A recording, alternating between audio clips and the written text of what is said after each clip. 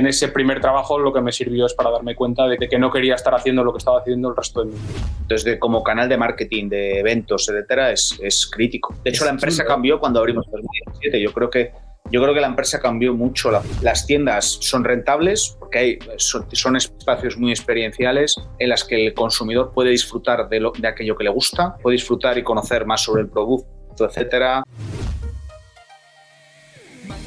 Marketing for E-Commerce Podcast con Rubén Bastón.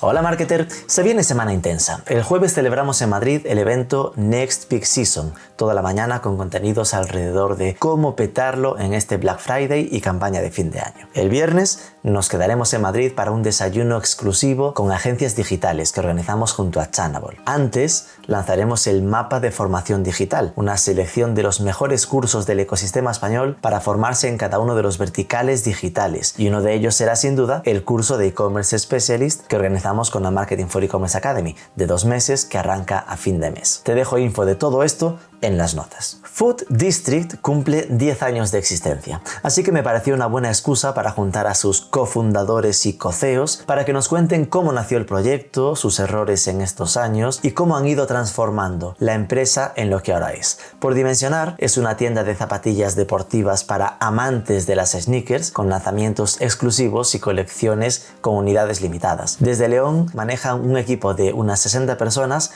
y rondan los 20 millones de volumen de negocio. Veremos cómo han ido transicionando de un pure player digital a beber de las mieles de las tiendas físicas para ahora sentir que ponen el foco en la experiencia en tienda y el discurso, el storytelling hacia su comunidad. Vamos con ello. Pero antes...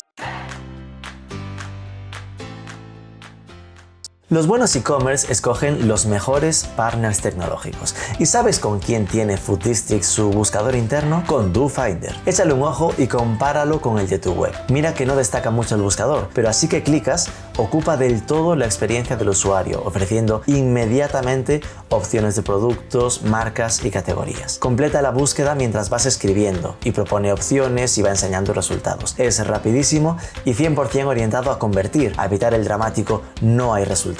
DoFinder se instala en 5 minutos, es compatible con cualquier plataforma y mejora tus ventas un 20%, así que pruébalo gratis en dofinder.com.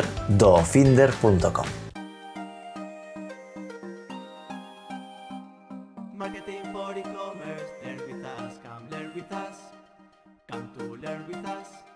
Nacho Bermúdez, muy buenas. Hola, ¿qué tal, Rubén? ¿Cómo estás? Y Diego Martínez, muy buenas. ¿Qué tal, Rubén? ¿Qué tal estás? A ver, Diego y Nacho, Nacho y Diego, los dos constáis en el LinkedIn como coceos y co-founders, en plan no se puede compartir más todo. Así que la primera es, ¿esto es de verdad? Es decir, ¿no hay un cierto reparto de funciones? ¿Actuáis tal cual al 50% en la empresa? Sí, hay reparto de funciones, ¿no? Nos dividimos las áreas y un poco...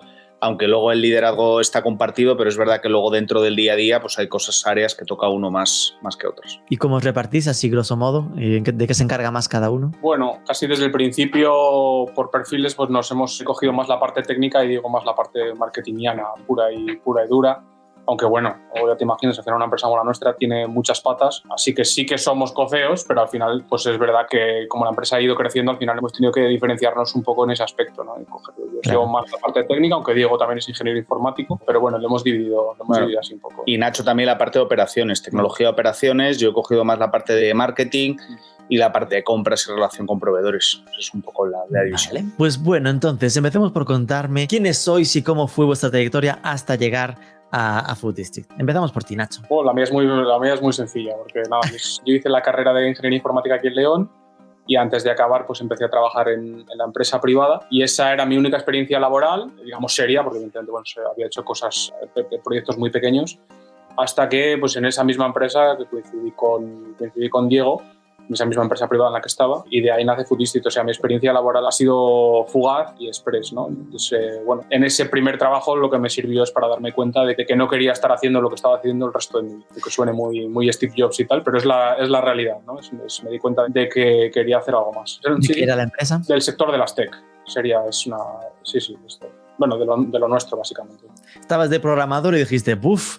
¿Quién me mandó a meterme a mí en esto, no? Sí, ni siquiera eso, porque siempre me ha gustado programar, pero era un trabajo más de soporte, más de de mirar muchos logs de tal, y que estaba muy bien y estoy muy agradecido a esa época, por supuesto, que aprendí un montón. Pero es verdad que, bueno, que pues eso, que me sirvió para saber que quería algo más. Todavía no tenía muy claro lo que quería hasta que apareció Diego por allí, ¿no? Y de alguna manera entre los dos pues le dimos forma a esto.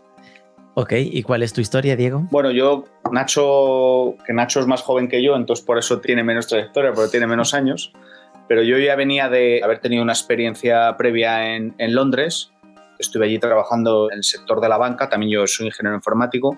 Entonces volví un poco a España después de toda la crisis de Lehman Brothers y demás, y encontré un trabajo en León con Nacho. Entonces pues trabajábamos en el mismo equipo y yo tenía una sensación de que quería cambiar un poco de carrera, o sea, que yo no me gustaba y demás. Siempre había querido hacer un MBA porque venía de una carrera técnica y quería pasarme un poco más a negocio, entonces estuve pensando en hacer un MBA, al final decidí no hacerlo y lo que hice un poco fue empezar a estudiar marketing en la universidad por las tardes, empecé a darle vueltas, ahí descubrí un poco el marketing digital, la verdad, porque en la carrera había un profesor que empezó a hablarnos de marketing digital y yo empecé a leer libros, blogs, bueno, me acuerdo la época, fue cuando conocí a amigos del sector e-commerce y demás, ahí los conocimos juntos, porque estábamos todo el día básicamente leyendo de e-commerce, marketing digital y demás. Entonces, al empezar a leer sobre el tema, Nacho y yo teníamos una pasión que era este tipo de producto limitado y demás. Entonces se nos ocurrió que player como otros que habíamos visto fuera de España, en España, a nivel online podría tener sentido. Entonces esa fue un poco la idea, el germen de lo que soy Food District. Nacimos como un pure player y esa fue un poco la idea. Nos conocimos, teníamos los dos un poco de ganas de salir de allí, de la empresa privada. No creo que fuéramos ninguno de los dos, tuviéramos el germen emprendedor. Yo creo que era más insatisfacción más que un germen emprendedor, sino era más insatisfacción, ganas de progresar. Entonces dijimos, oye, mira, aquí está habiendo un boom del e-commerce, porque estamos hablando de 2000, cuando empezamos a hablar de la idea 2011, vamos a coger la ola y con este tipo de producto que nos gusta. Entonces esa fue un poco la idea. 2011. Acabo de entrevistar hace unos días a Ricardo Llop o Lop, que ahora ya dudo. Sí, era de los míticos de e-commerce de esa época, sí. Pues desde el 99 se había montado la red. Mucho más mítico. Sí, en 2011 ya estaba esto, pero no, obviamente sí, que en general el mercado empezó a hablar mucho más de e-commerce por esa época, ¿no? Vale, entonces hablamos de 2011, es decir, tú, Diego, te habías ido a Londres y al volver estabas en esta empresa, coincides con Nacho, ahí estabais los dos como, menuda mierda de empresa donde nos hemos metido, ¿qué hacemos? Y aparece lo de las ediciones limitadas. Es decir, ¿cómo os decidís y dónde está el momento que decís dejo la empresa, ¿no? Porque muchas veces la gente lo que hace es compatibilizo, lo hago en paralelo. ¿Hubo una época así o directamente lo dejasteis para montar Foodie? Sí, estuvimos una época en paralelo. O sea, lanzamos y claro, al final no teníamos ni idea de negocio. O sea, es que hay un montón de cosas de empresa que no dominábamos porque al final éramos técnicos, pero no teníamos ni idea de cómo funcionaba una empresa, no teníamos ni idea de finanzas, que creo que es un lastre bastante importante. Entonces, al final tienes que formarte y leer un poco de todo. Entonces, al final, pues al principio empezamos a compatibilizar hasta que un día que decidimos dar el salto. No sé sí, fue bastante paralelo. Realmente, bueno, primero compatibilizamos una temporada, pues ya te puedes imaginar, pues por las mañanas en un sitio, por las tardes en otro, usando las vacaciones para trabajar, y así lo llevamos una temporada. Diego lo dejó un poquitín antes que yo y yo me mantuve un poco más compatibilizando las dos cosas hasta que vimos que si realmente queríamos apostar por ello, sin ninguna garantía, porque en aquel momento no teníamos ninguna garantía, pues nos tocaba tirarnos a la piscina. Y así lo hicimos. ¿Cuánto tiempo fue de esa etapa de compatibilización? ¿Un año, más o menos? Sí, como te digo, es diferente. Yo creo que Diego podría estar un año y yo algo más. Yo estuve cerca de un año y medio. Un año y 3 meses más, yo creo. Algo así. Tampoco tengo la cabeza. ¿Y por qué esos 3 meses, Nacho? ¿Eras más miedoso? ¿No te fiabas tanto? No, por las propias condiciones del proyecto en el que estaba. También eran condicionado diferente. Y sí, yo también he sido más... No, bueno, Nacho estaba mejor en la otra empresa que yo. Yo me quería ir de todas formas y Nacho también, pero era diferente. Yo es que para eso soy bastante impulsivo. Sí, pero es verdad lo que dices, Rubén. Eso influía. Todo el entorno pues influye, ¿no? Las condiciones luego particulares de cada uno, es verdad que en un momento dado así pues te puede costar más tomar la decisión. Y contándonos entonces cómo fue el nacimiento de la marca. Bueno, pues estudiando durante un tiempo, hicimos un estudio de mercado bastante completo en el que empezamos a ver, oye, pues hay un público objetivo que quiere este tipo de producto, y hay otros players fuera de España jugando a esto, y los players, los competidores nacionales son tiendas muy pequeñas que no han dado un salto digital ¿por qué no entramos nosotros con ese modelo de venta de ediciones limitadas, e-commerce? En su momento era un planteamiento de e-commerce, de pure player, pero solo online y nada, pues dijimos, oye, mira, vamos a intentar conseguir lo que llamamos tierings de las marcas, conseguir este tipo de producto. Empezamos a contactar con las marcas. Al principio muy reacias. Bueno, tengo otros amigos que se han encontrado con el mismo problema, pero en nuestra industria es bastante limitante, que es, al final, el retail, al final el físico genera una confianza en el proveedor que no lo genera el retailer puramente online. Entonces, claro, al principio sí que tuvimos ciertas medidas con ciertas marcas por no tener un espacio físico. Entonces, pues estuvimos bastantes meses jugando, intentando negociar con las marcas para que nos dieran acceso a determinados productos, y lanzamos con pocas marcas, porque obviamente pocas marcas subían al tren. Muchos nos decían, esto es el futuro, pero venís demasiado pronto y demás. Entonces eso fue un poco el lanzamiento. Entonces tuvimos unos primeros años en los que el proyecto, yo creo que fue como una fase, yo diría, más formativa, en la que aprendimos mucho, pero las ventas no tiraban tanto. No sé, que no me quiero enrollar, Rubén, sí, porque es que me enrollo y acabo en el... Me salía la sonrisa porque es que lo repasamos alguna vez todavía ahora, que mirábamos mucho más el dato puro y duro cuando no teníamos apenas visitas, mirábamos la conversión cuando apenas teníamos volumen, que casi es lo que te permite ahora el día a día, ¿no? Es un poco lo que ha hecho Diego. Nos encontramos con los problemas que algunos nos podíamos imaginar que podríamos tener y otros nos dimos de morros con la realidad, ¿no? Que España todavía estaba muy verde en la materia, hasta el punto de que las marcas lo veían como un problema. Ya me atrevería a decir que ni siquiera sé si contemplaban que eso era el futuro. Creo que en aquel momento ellos te ponían la barrera y no tenías ninguna garantía de nada en aquel momento. Ellos no te prometían absolutamente nada. O sea, de hecho, es verdad que la barrera no se ha roto. Claro. En nuestro canal no se contemplan modelos pure players, pues modelos de pure players. Solo se contemplan modelos que no tienen nada que ver con nuestro, como un Zalando o un Asus, que son modelos más masivos.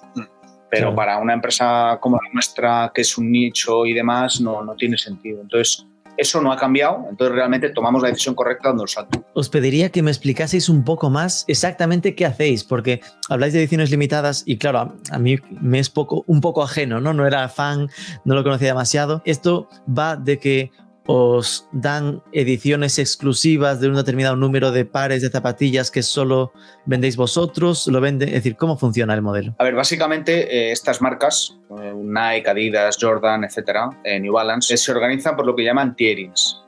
Son marcas que venden deporte, pero venden también moda. Nosotros no vendemos deporte, vendemos moda. Entonces ellos lo que tienen son diversos tierings de categorización de producto. Tienen producto, presencia en tiendas como Décimas, que es un negocio muy masivo, o el Corte Inglés, que también es muy masivo, hasta luego tiendas más boutique, que son como la nuestra. Hablo de que hay varios niveles, hay muchos niveles de categorización de producto. Cada nivel de estos accede a una tipología de producto. Un Décimas, un Corte Inglés no accede a la tipología de producto, al tipo de producto que tenemos nosotros. Es completamente diferente. Entonces, digamos que eso también genera una diferenciación clara. Entonces, nosotros accedemos a ese tipo de producto.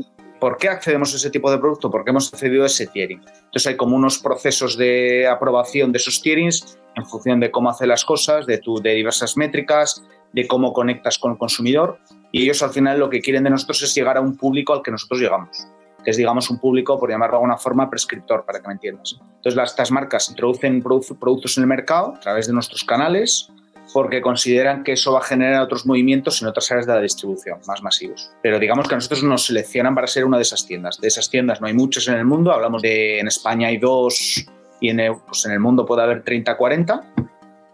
Entonces, digamos, ese tiering de esas marcas. Es un producto muy cualitativo, no estamos hablando de un sector masivo, como el que puede tener un Foot Locker, un JD o un Corte Inglés, un Zalando, Asus, eso es masivo. Y digamos que lo nuestro es un nicho, lo que al final te protege del resto de la distribución. Claro. Y al final, oye, pues yo creo que aquí hay dos cosas, que realmente encontramos el clic del e-commerce en una etapa muy temprana, hablo de 2012, pillamos también el inicio de varias cosas que han pasado, comentaba el otro día con Víctor, también pillamos el inicio de Facebook Ads en España, entonces eso también nos vino muy bien para crecer al principio. Entonces se pilla el canal, pillas el producto, pillas el inicio del e-commerce, pillas el canal, pillas el producto y luego la apertura de las tiendas físicas. Ese ha sido un poco el resumen, ya me estoy enrollando. Nacho, ¿se puede saber cuál es esa segunda marca que está en vuestro nivel en España, al ser solo 2? Si vas descalzo, que reconocemos como nuestro máximo competidor, vamos, es evidente. No es ningún secreto. No es ningún secreto. Si vas descalzo. Bueno, si Os conozco más a vosotros que a ellos, ¿ves? Entonces, entiendo que entráis en un tipo de de cliente, de distribuidor para las marcas de zapatillas especial, que es este de boutiques, que interpretan que llegáis a un tipo de cliente que va a ser como un influencer a nivel mercado para que después en la gran distribución más adelante esas zapatillas funcionen, y os dan entonces unos modelos como más adelantados. Es decir, igual vosotros vendéis lo que el año que viene venderá décimas, por ejemplo, o no tiene nada que ver. No, a décimas no va a llegar. Décimas es demasiado masivo, pero hasta un Foot Locker o un JD, algo así. El producto de décimas y hay una diferenciación clara en PVP. Digamos que el PVP de un décimas... Son cosas más baratas, por hablar claro, ¿no? Sí, más baratas. Es que estas marcas tienen producto en muchos canales. Pero hasta claro, un JD o Foot Locker, para que lo entiendas, algo así. Entonces, a vosotros lo que os dan es el producto más innovador y de valor más alto para que lo posicionéis entre gente aficionada o que con mucho gusto para ese tipo de calzado, para que eso salga a la calle y empiece a moverse cómo vuelan estas zapatillas. ¿Algo así? Sí, es un poco eso, es la idea, ¿no? Es usarnos como prescriptores, ¿no? Testear el producto de alguna manera en el mercado. Esto me hace imaginar que lo que decía Diego, ¿no? Es una barrera fuerte para que entre cualquiera, porque en España solo hay 2, pero me hace dudar de cómo coño, hablando mal, hicisteis vosotros para conseguir entrar a este nivel, en ese punto de, bueno, están aquí 2 informáticos de León que nos dicen que quieren ser una boutique ultra exclusiva de Nike. Bueno, yo creo que Diego ha hecho el recorrido, yo creo que al final a nosotros nos ha salido de una forma bastante natural. Que igual queda muy bien decirlo, pero es que es la realidad en este caso. Nosotros éramos unos apasionados del producto en sí. Entonces, cuando eres apasionado del producto en sí, normalmente te apasionan las historias que hay detrás. Entonces, nosotros desde el principio lo que hemos intentado hacer es reforzar la historia que hay detrás del producto. ¿Qué pasa? Que encima el producto que normalmente tiene una mejor historia o tiene algo más que contar es el mejor producto de la marca. Entonces las marcas se sintieron, yo creo que en cierta manera se han sentido atraídas por nuestra forma de conectar con nuestra comunidad en este caso y la forma en la que nosotros vendemos el producto hacia afuera. Entonces de alguna manera ellos están viendo cómo tú pones a competir el producto de su marca con el producto de otra. Yo creo que esa es una de las claves, ¿no? Y por supuesto las de las métricas puras y duras, que obviamente has crecido muy rápido, has conseguido un tamaño de mercado muy importante con buenos resultados, conectando con la comunidad. Entonces eso yo creo que es una de las claves que nos ha hecho llegar hasta. ¿Cuál es la foto? Estando en León, que tienes problemas. Yo diría que ha sido muy importante el salto digital pre-2017, que cuando abrimos la tienda en 2017, pero pre-2017 dimos lo que comentaba al principio, muchos de los competidores eran físicos que no dieron el salto digital. Nosotros nacimos digitales, entonces ya éramos digitales. Y luego yo creo que con las tiendas físicas creo que hubo un componente de ambición muy grande para en 2017 abrir una tienda en Madrid y otra en 2018, bastante ambiciosas. Seguramente ahí fuimos muy rápido y podíamos haber ido de otra forma. O alguien dirá, pues era un suicidio. Bueno, pues yo creo que hemos sido ambiciosos en el momento que había que serlo. Igual el director financiero dice que somos muy ambiciosos. Vamos a ver un poco cuál es la foto actual del proyecto para dimensionar. ¿Cuánta gente sois ahora mismo en Food District? Estamos en torno a los 62, 63 trabajadores. Todos de León y en las 2 tiendas de Madrid y Barcelona, ¿no? Claro, sí, se reparten entre la gente que está en León, en los headquarters, y luego en las tiendas de Madrid y de Barcelona. Luego tenemos algún teletrabajador remoto que teletrabaja con cierta frecuencia, pues viene a León a alinear cosas. Facturación es anual. Importante eso, realmente aquí en los 62 personas es muy importante apuntar que realmente manejamos 2 modelos de negocio. Uno que es el de agencia, trabajamos con las marcas en elevar, como comentaba antes Nacho, este producto mediante historias, y luego la parte pura de retail. Entonces realmente conjugamos un poco los 2 modelos.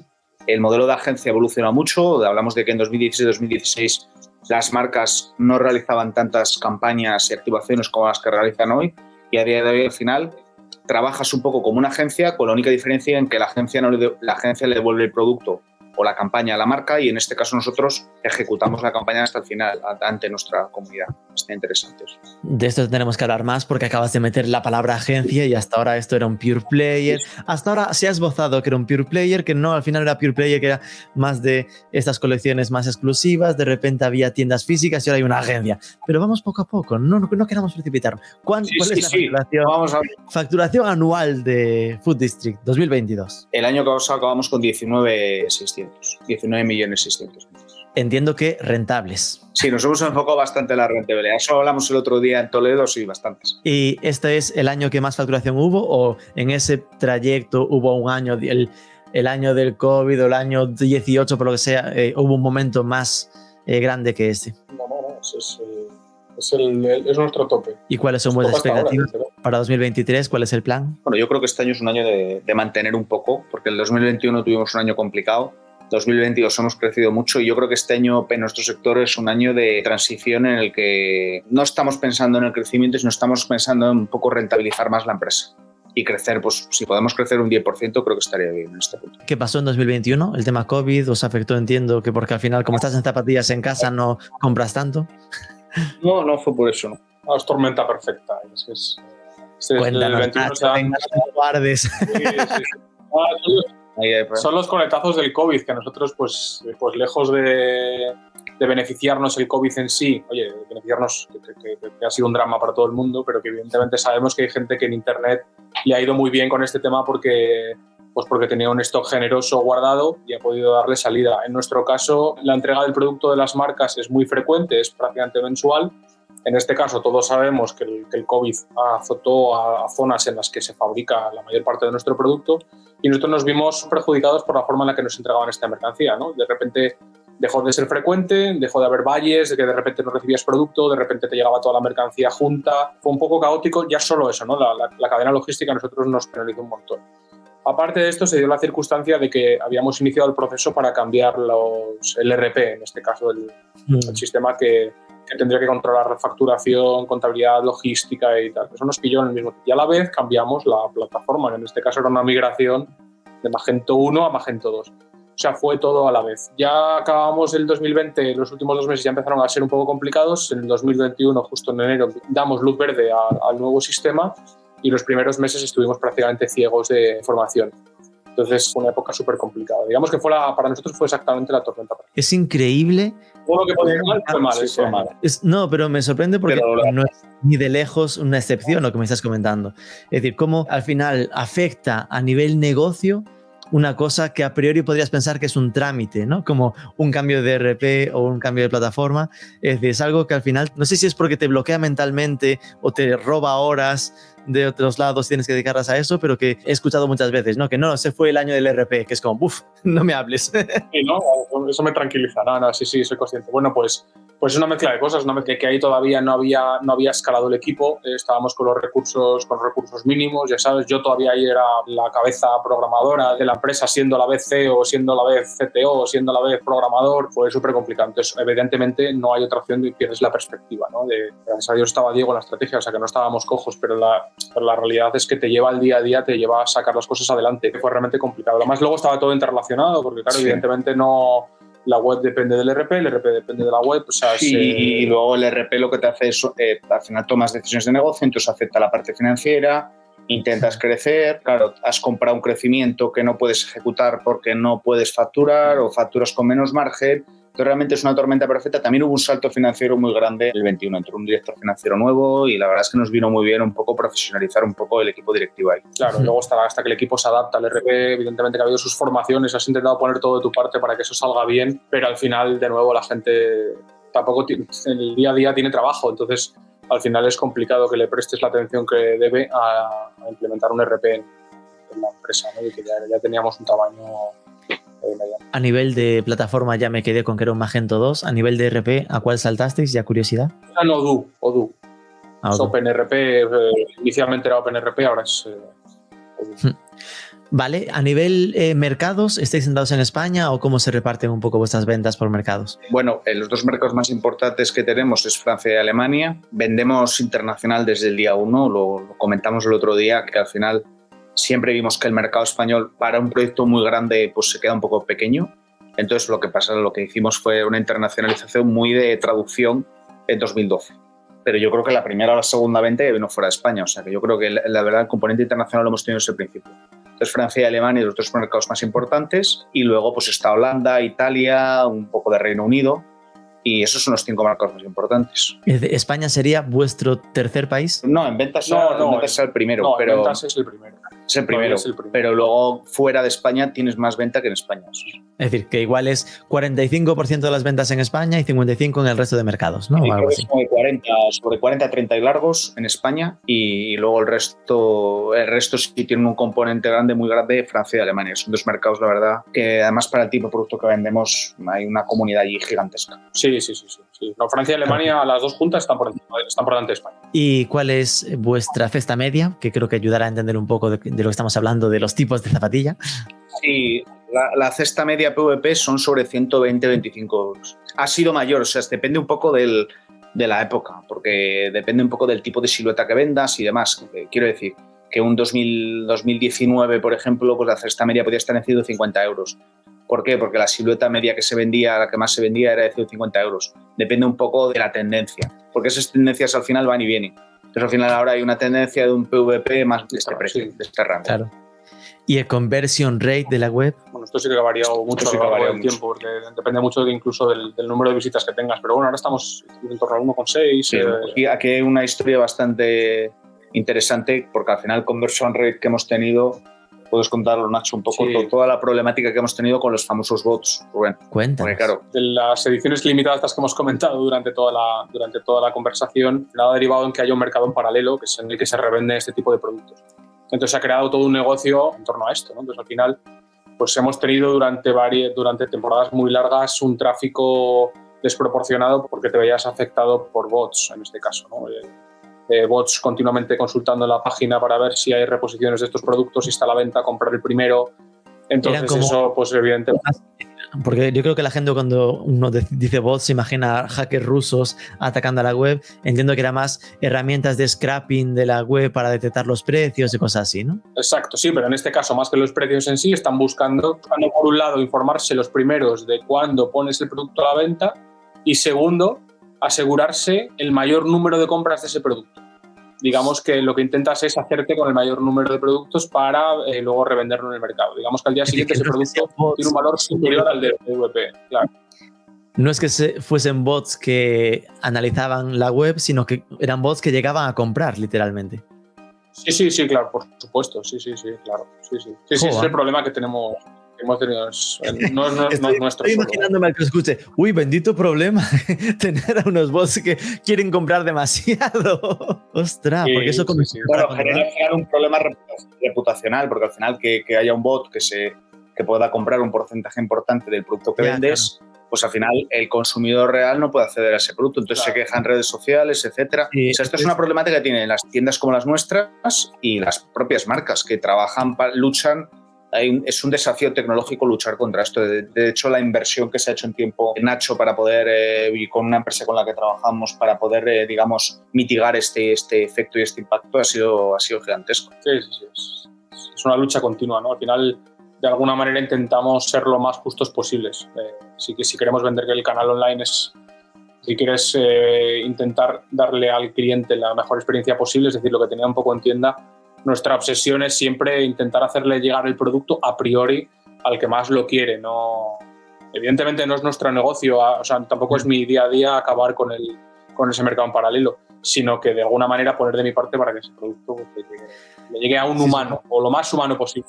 Así. Supongo que al menos si no es humano, que se parezca, ¿no? Que no me pille de repente el 80% del producto y pase aquello de estaba en la lista de espera para cuando abrió y al minuto ya no había zapatillas, ¿no? Sobre todo porque se trata de ser lo más justo posible con todo el mundo. O sea, si no, al final un cliente normal es imposible que pueda competir contra una máquina programada para comprar en el momento. Es imposible. O sea, no tiene que rellenar los datos del checkout, sino que ya se los ha dado previamente al bot y el bot entra y compra instantáneo. O sea, no te ha dado tiempo ni a seleccionar la talla.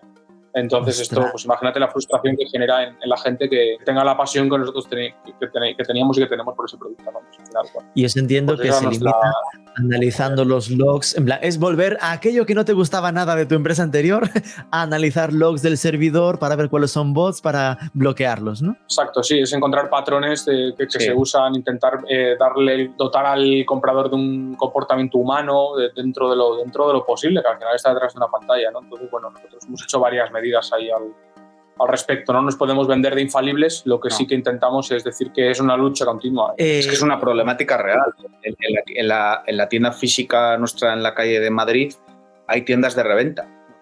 Entonces al final es un problema, porque al final al consumidor le acaban confundiendo y acaba viendo el producto en varios sitios a diferente precio.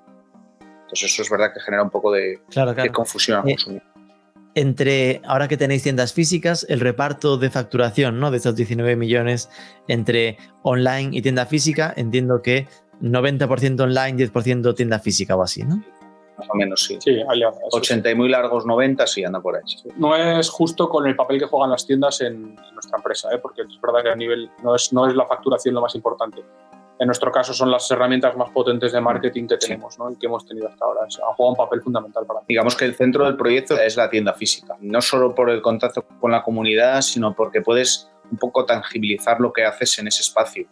Entonces, como canal de marketing, de eventos, etcétera, es crítico. De hecho, la empresa cambió cuando abrimos en 2017. Yo creo que la empresa cambió mucho, porque para el tipo de producto que teníamos no tenía sentido que no tuviéramos ese contacto físico. Yo soy ahora muy físico, mucho más que antes, porque te das cuenta de la importancia de tener ese canal. Entonces, al final, yo siempre digo, el centro del proyecto está un poco ahí, las tiendas son rentables, porque son espacios muy experienciales en las que el consumidor puede disfrutar de aquello que le gusta, puede disfrutar y conocer más sobre el producto, etcétera, pero son rentables, o sea, hablamos de evita positivo y demás. Es chulo porque al final comentabas, nacimos como Pure Player, pero así que salió la primera tienda, el centro es la tienda física, ¿no? ¿Esto significa que el plan estará en más tiendas? Es decir, ahora me dices esto y me extraña que no haya una en París y otra en Berlín, ¿no? En plan, al pensar que vuestros mercados principales son Francia y Alemania. Bueno, tenemos que internacionalizar y ver dónde lo hacemos. Estamos en esa fase ahora mismo. Igual es ¿no? O sea, tenemos que pensar dónde hacerlo. Tenemos un plan de internacionalización y tenemos que valorar, pero tiene que haber internacionalización, está claro. Llegado a este punto no tiene sentido abrir en otras ciudades españolas, entonces tienes que abrir fuera de España. Era justo eso lo que iba a preguntar, que escuchándote me sonaba a que el plan no era abrir en Bilbao, Valencia, Sevilla, Málaga, sino tirar a otra gran capital, ¿no? Sí. Al final las marcas nos han introducido a la cabeza, pero que al final es evidente, ¿no? Ellos cuentan con key cities y al final son ciudades claves, son ciudades que influyen. Y te puedes imaginar cuáles son, ¿no? Son todas las ciudades importantes en la industria de la moda. Estamos hablando de París, Nueva York, Milán, Londres, Berlín. Pues ese tipo de... Para nosotros no tiene sentido irnos por otra estrategia. Entiendo que cuando el salto, es decir, que ahora lo veis claro, pero ese salto de Pure Player a abrir tienda física y además en el centro de Madrid y tal, tuvo que dar miedo, ¿no? Es decir, que no es algo como que saliese de dentro. Contamos la historia. Cuando fuimos a abrir a Madrid el 5 de enero del 17, en la oficina online de León quedaron de 2 personas. No había equipo, o sea, es que realmente ahí... Entonces nos fuimos 4 personas a Madrid a montar la tienda, nosotros éramos 6. Entonces se quedaron 2 personas, se quedó una persona de foto y una persona de almacén y no había más equipo. Entonces nos quedamos ahí y me acuerdo la vuelta bueno, abrimos el 5 por la tarde, o sea, fue bastante en el límite. Entonces sí, cambió mucho la empresa porque de repente pasabas a tener... También en esa época también ampliamos oficina en León y ya empezabas a tener gente remota, claro, aunque sea en una tienda de remoto. Entonces ya tienes que generar una estructura mayor que es que la que teníamos entonces, en la que éramos 6 y nos veíamos todos. Porque esto, todo lo que me estás contando fue a pulmón, ¿no? Es decir, bootstrapping, que se dice ahora, o tenéis algún inversor externo. No, hay socios, mi hermano, por ejemplo, también hay socios que no trabajan y hay otros socios que tal, pero que son socios que no hay fondos de inversión ni no ha habido rondas ni nada, o sea que realmente es de inversores privados, pero no nadie, ningún fondo ni nada, o sea, aquí no hemos hecho ninguna ronda de inversión ni nada. Entonces sí, ha sido a pulmón.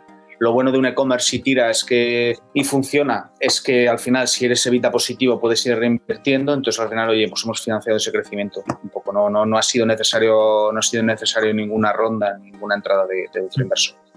Sí, pero es curioso porque habiendo conseguido este círculo virtuoso, ¿no?, de cómo facturo, ingreso, puedo refinanciar, se nota que vuestro gran reto fue en el escalar, ¿no? Es decir, lo complicado que es escalar de ser 6 de la misma oficina a tener equipo en remoto, de profesionalizar finanzas, de sacar a Nacho de estar tocando código, ¿no? Esta parte de conseguir generar estructura de empresa grande, ¿no? Nacho, ¿esto cómo lo viviste? Sí, estaba haciendo memoria que no sé ni en qué momento hicimos clic, pero ha sido un proceso. Es verdad que el tema de las tiendas además era muy heavy para nosotros porque llevaba demasiados recursos como para, ¿sabes? Como al principio pensabas, para lo que está llevando, para que al final, pues sí, la facturación de una tienda física tiene que ser la que es, no te va a dar más allá, ¿no? Pero en ese momento todo nuestro foco estaba puesto ahí. Entonces fue una época muy complicada. Y ahí es donde te das cuenta que necesitas equipo, que no puedes, que ya no tiene sentido estar tú en todo, que tienes que delegar, por supuesto, primero porque va a haber otro que lo haga mejor que tú y segundo porque es el proceso natural de la empresa, ¿no? Y es interesante porque evidentemente ¿Perdón?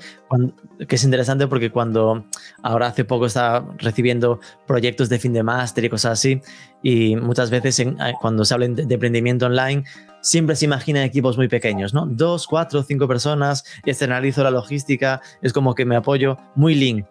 Y ese clic de en qué momento, a partir de qué facturación toca crecer, no es algo intuitivo, ¿no? Sí. En vuestro caso, sí es 2017, que era cuando ya estabais por encima de 10 millones, probablemente, ¿no? 2017 hicimos 2 millones, pero claro, empezamos a crecer 100%, hemos multiplicado por 10 en 5 años. Es que hicimos 2, 5, 10. Madre mía, de 2017 a 2019, ¿qué pasó entonces ahí? Bueno, que ahí hubo un boom, es verdad que abrimos la tienda de Madrid, tienda de Barcelona, que bueno, aunque tenían su facturación, pues obviamente también aportan, y obviamente ahí empezamos a sentar un poco toda la parte de tiering de producto. Ahí hubo un boom del producto que vendemos, y oye, veníamos ya con una trayectoria muy buena de atrás de todo el e-commerce, entonces ahí explotamos un poco. Entonces digamos que fue el inicio. También no es lo mismo pasar de 2 a 5 que luego de 13 a 16, o sea, el cambio es diferente. No, sin duda. Pero pasar de 5 a 10, ojo, porque claro, entiendo que... Sí, por lo que sobre todo como lo hicimos, que yo creo que era muy precario, no teníamos un RP, o sea, había poca estructura de equipo para esa facturación. Yo ahora echando la vista atrás creo que había poca estructura de equipo. Entonces al final pues... es lo mítico, ¿no? Ahora ves hacia atrás todo y... Ahora ves hacia atrás y dices qué locos estábamos para conseguir eso con lo que teníamos, ¿no? Sí, lo que pasa es que como somos conscientes de que eso es lo que gracias a eso es donde estamos hoy, que realmente a la marcha más que metimos durante esos 2 años, a pesar de que nos costaba años de vida, ojeras y demás, pero bueno, que eso le ha pasado a cualquier emprendedor. O sea, estamos cansados de oír historias de emprendedores, pero al final el esfuerzo lo ponemos todos. La cosa es que tengas pues que en ese momento tuvimos claro que necesitábamos crecer y hacernos fuerte. Y fuimos lo más rápido que pudimos. Ambición, yo creo que al final hay un componente de ambición y obviamente el first time entrepreneur, pues al final dices, oye, es la primera vez y no has vivido nunca ni una situación mala ni nada, entonces al final pues te lanzas. Que lo piensas ahora y dices, oye, pues seguramente ahora en un segundo emprendimiento haríamos más un análisis de riesgos mayor, pero bueno, pues al final un emprendedor tiene que ser ambicioso y optimista. Entonces, al final tienes que decir, venga, voy a por ello. ¿Hubo algún momento en el que dijerais, nos la pegamos? En plan de, me he pasado de optimista y de ambicioso. Bueno, el 2021 fue duro. Yo creo que el 2021. Antes, sí, hombre, tienes los momentos de he crecido, no he planificado bien, sobre todo a nivel financiero, voy muy rápido y ahí faltaba estructura financiera de empresa un poco para esos crecimientos, seguramente. Y nosotros tampoco ninguno de los dos somos financieros. Entonces, al final te tienes que formar, tienes que leer mucho al mismo tiempo que tienes el problema, no antes. Entonces ese es un problema. De marketing digital emprendimos así antes de empezar, pero de finanzas, por ejemplo, sobre la marcha. Entonces, bueno, pues no es lo más...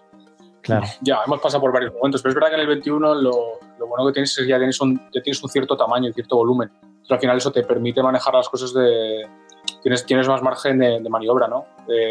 Casi de los peores... momentos más complicados es casi en los inicios, donde trabajas con mucha más incertidumbre que ahora, ¿no? Al final, en el 21 ya tienes un peso en la industria, las marcas te respetan, te valoran, confían en ti. Evidentemente, pues tienes que ajustar ciertas palancas, pero después hay todo mejor, así que... Es que me creo más a Nacho, porque al final es 2021, oye, puedes pasarlo más, pero facturando más de 10 millones de euros, malo será que no encontremos una solución. Esto te pilla. Pero es fácil decirlo ahora, ese año fue horroroso, de verdad, fue horroroso. Yo seguramente es porque como estaba tan con la migración, solo era capaz de migrar el día. No, es verdad que la escala ves las cosas de otra forma, tienes otra posición y puedes analizarlo un poco más. ¿Qué pasa? Que luego también es verdad que luego el problema es más grande, el 21, o sea, el problema son más grandes que en el 17. ¿Qué pasa? Que también es verdad que conoces más el negocio. Entonces, al final, no es lo mismo el 18, que no conoces tanto el negocio, como en el 21, que tienes una estructura, tienes un RP para tomar decisiones. ¿Qué pasa? Que ahí justo te hablo de que hubo días que vendimos a 0 euros. Entonces, pues... Por errores en la web y el RP. Entonces, con errores, entonces hubo unos meses que hasta que levantamos el margen, pues es verdad que sí hubo bastante presión. Ese año, la verdad, no sé, yo saco de buena lección lo que aprendimos un poco a nivel de, oye, las cosas están así ahora, pero pueden ir mal. Eso es algo que cualquier emprendedor tiene que ver, que las cosas pueden ir mal y no es porque igual hayas hecho nada mal, porque ahora vas hacia atrás, bueno, habría cosas que haríamos de otra forma, pero que forma parte del proceso, del camino. Sí, exacto. Y por lo que me comentabas, lo que vimos es que era simplemente contar que al final los beneficios de lo mal que lo pasamos este año lo hemos visto en el 22, ¿no? Al final toda esa inversión, tanto en tiempo como en dinero para tener la mejor tecnología posible, pues los frutos acaban llegando. Es verdad que si te coincide todo a la vez, pues lo pasas mal. Pero una vez pasas ese bache, pues te sale súper reforzado, la verdad. Y a nivel personal, es decir, ese salto de 2 a 5 a 10 pinta que fueron 2 años muy, muy locos de trabajo, ¿no? Llegó un momento en el que también hubo ese punto de, esto hay que escalarlo porque si no rompemos todo y esto no nos da más la vida. Bueno, es que siempre tuvimos un poco la intención de escalarlo, o sea, no planteamos una tendencia. Al final es que llevamos años hablando de que, yo lo he hablado muchas veces con amigos, en plan de, oye, si no creces un 20% o un 30%, pues es que te has parado. Es verdad que venimos de unos años en los que se hablaba de eso, ahora ya no es eso. Yo ahora digo, quiero crecer un 10% y no me preocupa mucho que no crezca un 15%, igual crezco un 15% o más. No estoy tan preocupado por el crecimiento y ya empiezan a pesar otras variables. Pero en esa época era crecimiento, porque también es verdad que estabas en un momento muy bueno del e-commerce, muy bueno del sector, etcétera. Entonces, al final dices, hay que aprovecharlo. Claro, has llegado de los primeros, los primeros. Hemos dicho que hay gente que lleva mucho más que nosotros, pero que llegas pronto al sector, tus crecimientos, al final dices, tienes que crecer al mismo ritmo que como mínimo mis competidores, ¿no? O más si puedo. Entonces, sí es verdad que había una obsesión clara por el crecimiento.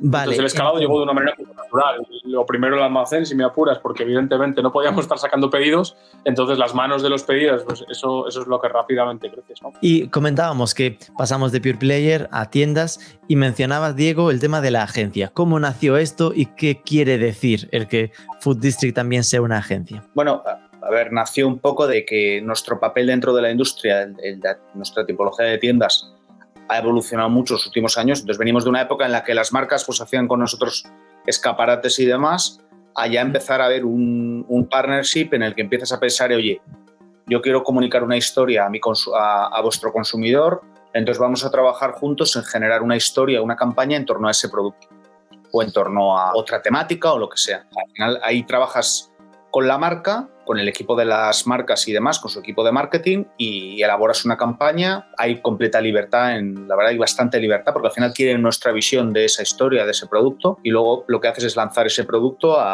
esa historia, a tu comunidad. Y ese es un poco el rol. Una agencia es lo mismo, lo que pasa es que la agencia lo que hace es devolver el producto a la campaña a la marca, y la marca lo ejecuta en sus canales o en sus tiendas o donde quiera. En nuestro caso es al revés, ya nosotros ejecutamos directamente a nuestra comunidad.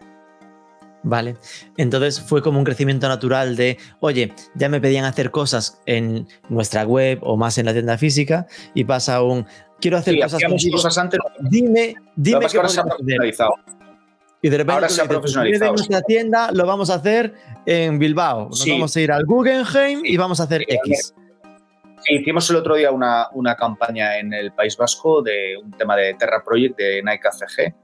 Y sí, es eso, es básicamente, veníamos de hacer cosas, siempre hemos hecho cosas, porque es que eso es un poco lo que nos ha movido siempre, porque al final somos unos apasionados de producto, como decía Nacho. Entonces, ¿qué podemos contar del producto, alrededor del producto? ¿Qué historia podemos contar para nuestra comunidad? Entonces dices, pues empiezas de una forma un poco informal y ahora ya se profesionaliza todo y ya dices, oye, vamos a hacer estas campañas al año, etcétera. Vale. ¿Y esto a día de hoy cuánto supone a nivel facturación? Puede ser un 5% de lo que facturamos o algo así, pero realmente no es la parte de facturación, sino es la parte de estratégica, porque al final nosotros realmente esa es la parte diferencial, la parte más diferencial que tenemos. Entonces al final digamos que es una facturación pequeña, pero de importancia estratégica máxima. Claro, porque os posiciona mucho. Es que nuestro canal es eso. Nuestro canal, tanto a vuestros proveedores como a vuestra comunidad, ¿no? Sí, nuestro canal básicamente es eso, es comunicación. O sea, somos más una empresa de contar historias que da la casualidad que vendemos, pero esa es la parte importante, es la otra. Vale. ¿En qué momento pasasteis a tener más cosas que zapatos o zapatillas, ¿no? Porque a mí sí que me despistó cuando entré en Food District, que como, ok, pinta zapatos, y encontrarme pues con jerseys, camisas, pantalones, esto es... ¿De dónde salió esto? 2017, sí. Ha ido variando el catálogo, evidentemente, incluso la proporción de ropa calzado en el catálogo, pero en 2017 con las tiendas, también con las tiendas físicas, al final vimos que estaba todo interrelacionado. Evidentemente, al final el que pone una zapatilla pues quiere que gusta este tipo de producto, quiere rodearse también de las mejores marcas de ropa, ¿no? Y al final las marcas también demandaban un poco eso. Entonces, el gran salto fue en el 2017. Es que como concepto tiene sentido para tu consumidor ofrecer las dos cosas, pero está todo relacionado. Es decir, el que me compra esa edición limitada le gusta esta marca puesta. Son marcas más nichos, no son marcas tan conocidas, entre comillas, pero es verdad que el consumidor dice quiero esto y quiero esto otro. Está relacionado. Y os funciona bien, ¿no? Es decir, esa demanda del consumidor la notáis y hay ese cross-selling. Digo porque es algo que siempre se habla de, oye, si vendes zapatos, pon calcetines, ¿no? Que complementa bien este tipo de historias, y en este caso os pasa, ¿no? Que la gente completa un poco la compra. Sí, bueno, es un cross-selling, sí, al final. Decir, oye, mira, pues me llevo esta sudadera y me llevo esta sudadera de esta marca que está pegando mucho con esta zapatilla que está pegando mucho. Es un poco la... Claro, pues esto también viene unido por porque ahora parece como muy evidente, pero todo el mundo vemos con una zapatilla en los pies. Pero en esos, ahí digamos que se empezaba a ver como natural, como la zapatilla había llegado para quedarse en entornos en los que antes no te imaginabas, ¿no? Antes no te imaginabas salir de fiesta por la noche y ver a la gente en zapatillas. ¿Qué pasa? Que al final, pues eso, hasta todas las marcas de moda se han subido a la tendencia de las sneakers, que ahora está súper de moda, pues eso también te lleva a eso, si no antes no te lo imaginarías. Y habláis mucho del concepto de vuestra comunidad. ¿Esto en qué se sustancia? Es decir, ¿cómo gestionáis la comunidad? ¿La comunidad le llamáis a vuestra comunidad de email, a la gente que se pasa por la web? ¿Tenéis una aplicación móvil o cómo va esto? Bueno, la gente que nos sigue, otra vez eso es el canal, pero la gente que sigue lo que contamos, básicamente, es la definición. Es decir, en comunidad incluiríais vuestros seguidores en redes sociales también. Sí, por ejemplo, sí también. Sí. Suscritos, seguidores en redes sociales, etcétera. Gente que asiste a eventos. Hay comunidad más cercana que otra, obviamente. Este es un evento, no es lo mismo que seguir en redes sociales, pero eso es un poco. Tenéis niveles, ¿no? También están por tiers. No, bueno, claro, oye, es verdad que sí. Esa parte la queremos trabajar ahora con Salesforce, que hemos implementado en Salesforce. Y una parte importante ahora para este año es trabajar un poco toda la recurrencia de clientes y demás. Que esa comunidad que está tan pendiente de todo lo que contamos, pues poder empezar a ver cómo puede haber diferentes niveles de cada uno. ¿Y a las tiendas os llevasteis...? No sé si habéis preguntado algo, Rubén, que habéis preguntado que cómo la trabajamos.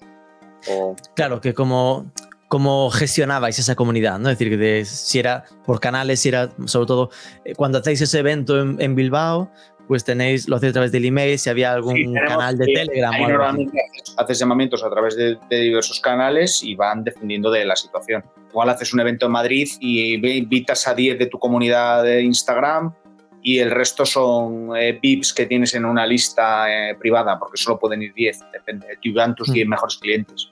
Depende un poco de la situación.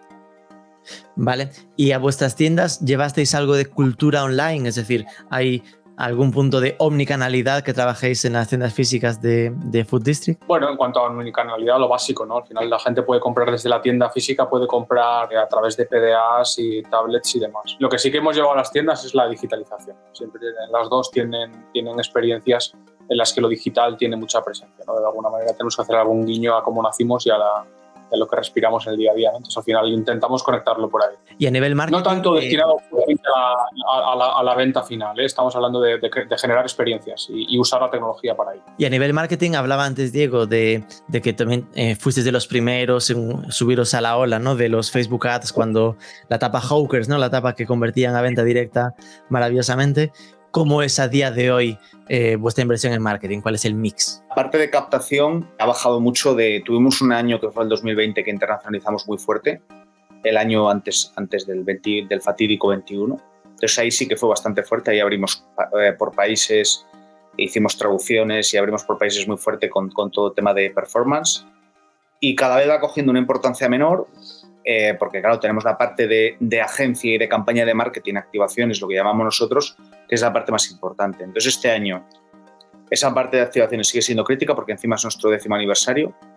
Y luego, claro, muy importante la parte de Salesforce, con todo el de email marketing, que ahora mismo para nosotros es la parte más importante. Y luego para nosotros también es importante la parte de afiliación.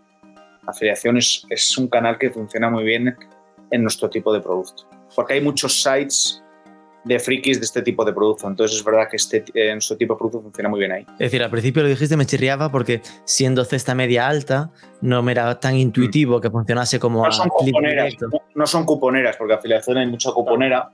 Es afiliación específica, ¿no? En las que reúnen los seguidores, no deja de ser toda esta gente que nos... Sí. No son tan cuponeras. Sé que afiliación tiene esa prensa, pero aquí son más sites que aglutinan las tiendas que tienen el producto. Entonces al final se vende desde producto full price a producto rebajado, pero no hay un tema de cupones masivo. Las hay, existen, pero nosotros también nos hemos querido salir de las cuponeras, obviamente. Claro. Entiendo que un Google Shopping lo usáis porque es ese rollo de cuando estamos buscando zapatillas, o no es vuestro mercado porque vendéis como a otro nivel de precio. Se utiliza algo, pero queremos desinvertir. Estamos intentando desinvertir. Entonces estamos viendo un poco qué mix es el correcto, pero es verdad que ahora estamos más, intentamos que afiliación tenga un peso mayor, porque para nosotros estar en algún medio como este tiene su reconocimiento. Ahí sí que hay un equity que ganamos, ¿sabes? Estando en estos sites. Ajá. Y vosotros, ya es penúltima, ya os dejo escaparos, que siempre habéis estado como un poco por delante del mercado, ¿no? Es decir, os decían, habéis venido demasiado pronto, entrasteis demasiado pronto con las tiendas físicas en esa conversión de Pure Play a tienda. ¿Cómo veis la digitalización del sector moda? Es decir, me explico. Yo coincido bastante en lo que comentabais antes es que es complicado vender zapatos a través de internet. Yo que tengo cosas especialitas en los pies, me da mucho vértigo comprar normalmente, salvo que conozca muy bien ya el modelo exacto y solo quiera repetirlo, ¿no? Normalmente ropa, Creo que es más complicado ropa que calzado, mucho más. A ver, también me pasa con ropa. Yo es que con ropa, quitando camisetas, ¿no? Que lo ves como va, sabes que eres una M estándar, malo será que no funcione. Entonces, ¿cómo crees que va a evolucionar el sector moda, que por otro lado es de los más activos y de las categorías principales de venta online? Pues yo creo que va a seguir, habrá cambios, tema de devoluciones creo que se va a dar una vuelta, el tema del envío también, creo que ahí las condiciones que hemos visto estos años no van a ser tan beneficiosas igual para el cliente, entonces ahí digamos que esto de devoluciones gratuitas y demás yo creo que se va a acabar, y yo creo que habrá fórmulas para que el cliente pueda saber qué talla tiene, no sé qué se inventará, pero al final el problema mayor que es qué talla tengo. Ese problema se tiene que solucionar y ese es el gran problema de la industria de la moda para vender online. Es qué talla tengo, no sé si habrá hay diversos softwares que hemos intentado implementar, supongo que mejorarán para poder solucionar ese problema, porque es la gran barrera que tienes para la hora de mejorar la conversión. Es que yo he visto proyectos de este estilo, ¿no? Como NiceFit, por ejemplo, que es de hecho español y tal, que es cierto que están más sentados en ropa, ¿no? Es decir, no tanto en zapatillas. No sé si por ahí también vendrá la inteligencia artificial o la realidad aumentada para hacer probadores virtuales y cosas así. Sí, ya se han visto algún prototipo y tal, pero realmente sí, nosotros vamos, de hecho los usamos. Y para el calzado igual, al final en el calzado no dejan de ser equivalencias. En el calzado son 42 en esta marca, yo sé que son 43 de otra, y para el cliente al que nos dirigimos, que entendemos que, oye, en un porcentaje muy alto es gente que tiene más de una zapatilla en su armario, por decirlo así, tenemos más barrera en ropa que en calzado. Que en cuanto a la evolución, yo también tengo la curiosidad por ver cómo se asientan, ¿no? Ahora todas estas marcas que durante todos estos años han estado ofreciendo devoluciones gratuitas, de compra 1000, devuelve 999 y tal, cómo ahora eso ha ido virando y vamos a ver cómo afecta al mercado. Eso es para mí es algo muy interesante. Sí. A ver, yo ahí tengo mis dudas, porque para mí simplemente va a ser un criterio de madurez y de atractivo, me refiero. Ahora mismo la gente sigue valorando muchísimo las devoluciones gratuitas y el sin gastos de envío, ¿no? Es decir, a medida que la gente ya quiera comprar mucho más online y ya no haya ninguna barrera y quiera comprar específicamente en Food District porque sabe que le funciona genial, entonces el poder de negociación de Food District podrá crecer. Es decir, yo creo al final es lo que nos hace pensar que un Zara pueda ser el que avance a querer cobrarte porque es Zara y porque su posición de negociación con el usuario es mucho mejor que la de un e-commerce pequeño que está empezando, ¿no? Exacto, sí, tienes que abandonas una época en la que para vender online tienes que ponerlo súper fácil, luego la venta online se ve como casi la única forma de venta o lo más importante, y esas cosas, estos grandes ya vas viendo cómo empiezan a ajustar eso para rentabilizar más el canal, ¿no? Entonces, sí, para rentabilizar más el canal. Es que yo creo que va un poco de eso. Es que, Rubén, nosotros al principio tuvimos cambio gratuito. Devoluciones gratuitas y primer cambio gratuito. Primer cambio gratuito. No solo devuelves, sino que te mando un poco con la idea un poco de hacerlo lo más fácil posible. Claro, luego ves que es un desastre a nivel de rentabilidad y lo tienes que quitar. Pero claro, entiendo que en su momento que era un no me conocen, quiero generar la confianza suficiente para que se atrevan a comprar. Hay que facilitar la experiencia, es que hablamos de otra época para liderar, otra época para e-commerce, está claro. Yo creo que ahora es más el, oye, te dejo devolver, pero si es la cuarta vez que compras, es el mismo modelo y me sigues comprando 3 tallas para devolver 2, entonces ya igual no. Habrá, supongo, que fase transicional, ¿no? Vale, y la última sería un e-commerce, una tienda online, un proyecto digital que os guste cómo lo está haciendo. En plan, alguno que diríais, a ver si entrevistas a este, que me encantaría conocer todos sus secretos. Te diría un amigo que tenemos, que es Héctor, de Integramedia y Erotic Field, creo que es un crack del e-commerce. Hombre, yo le conozco sus secretos, pero creo que a la audiencia le va a interesar mucho. Tú le conoces también. Y yo creo que es una persona, porque Víctor no lo puedo recomendar porque ya le has entrevistado. Entonces queremos hacer un poco patria de aquí de proyectos que han nacido en León, y además que creo que a nivel de conocimiento, tú lo sabes, creo que puede aportar mucho. Uy, el clúster leonés, qué duro. El clúster leonés, ya está, siempre. No, más Nacho, es que estoy de acuerdo. No sé, Nacho, si No, propondría exactamente a Héctor. Creo que es muy interesante lo que cuenta. Además, él ha tocado diferentes verticales, tiene una capacidad innata para sacar nuevos negocios y creo que aporta desde diferentes perspectivas. Creo que es súper interesante, la verdad. Perfecto. Tiene menos clase. Héctor me apunta. tal cual. Pues muchísimas gracias, Nacho Bermúdez, Diego Martínez, co-CEO, co-founder, ambos de Food District, por abrirnos las ventanas y las puertas de vuestro proyecto y conocer mejor vuestra historia en este 10º aniversario. Enhorabuena y muchísimas gracias. Gracias, Rubén. Muchas gracias. Gracias por contar con nosotros. Un placer.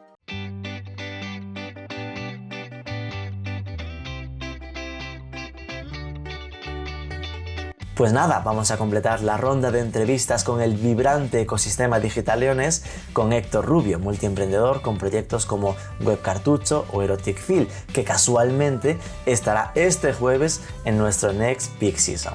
Recuerda, los mejores artículos sobre el sector online en marketingforecommerce.net. Tenemos otro podcast donde cada jueves Martín Chávez nos abre una ventana al ecosistema digital latinoamericano. No te olvides de darnos algo de amor, compártelo por redes, dime algo por LinkedIn o Twitter, suscríbete y déjanos 5 estrellitas en Spotify y nos escuchamos el próximo lunes.